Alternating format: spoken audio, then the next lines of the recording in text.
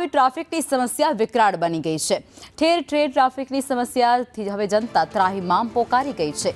ક્યાંક બ્રિજના કામ ચાલી રહ્યા છે તો ક્યાંક રસ્તાઓ ખરાબ સ્થિતિમાં છે તો ક્યાંક પોલીસનો અભાવ પણ જોવા મળ્યો છે તો રોડની ડિઝાઇન ક્યાંક ખરાબ હોવાનું પણ સામે આવ્યું છે। સૌથી વધારે ટ્રાફિકની સમસ્યા જો સર્જાતી હોય છે તો એ વિસ્તાર છે એસજી હાઈવે, જ્યાં પોલીસ ન હોય તો વાહન ચાલકો બેફામ બની જાય છે। ઠેર ઠેર રોડ રસ્તાઓ ખરાબ સ્થિતિમાં હોવાને કારણે પણ ટ્રાફિકની સમસ્યા ઉજાગર થઈ છે।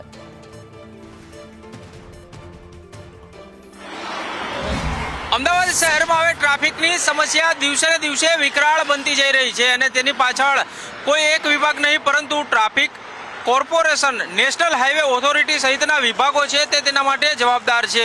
અમદાવાદ શહેરના મુખ્ય 4 રસ્તાઓ છે જ્યાંથી તમે પસાર થાવ તો લગભગ તમામ જગ્યાઓ ઉપર આ જ પ્રકારની સ્થિતિ જે છે તે જોવા મળતી હોય છે।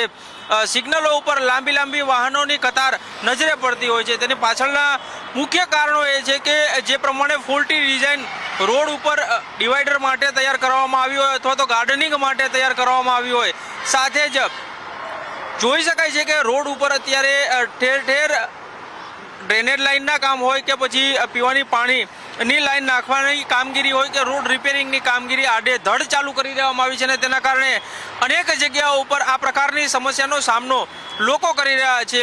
આજે દ્રશ્યો જોઈ શકાય છે તે ઇસ્કોન 4 રસ્તાના છે કે જ્યાંથી સૌરાષ્ટ્ર તરફનો પણ ટ્રાફિક આવતો હોય છે તો સાણંદ છે, વિરમગામ તરફનો ટ્રાફિક પણ અહીંયા આવતો હોય છે અને આ નેશનલ હાઈવે ના અંડરમાં આવતો આ મુખ્ય માર્ગ છે ને ત્યાં જેટલા પણ 4 રસ્તા છે, ઇસ્કોન 4 રસ્તા હોય, પકવાન 4 રસ્તા હોય કે પછી ગોતા બ્રિજ નજીકના 4 રસ્તા હોય, તમામ જગ્યાઓ ઉપર આ જ પ્રકારની સમસ્યા છે તેનો સામનો લોકો કરી રહ્યા છે।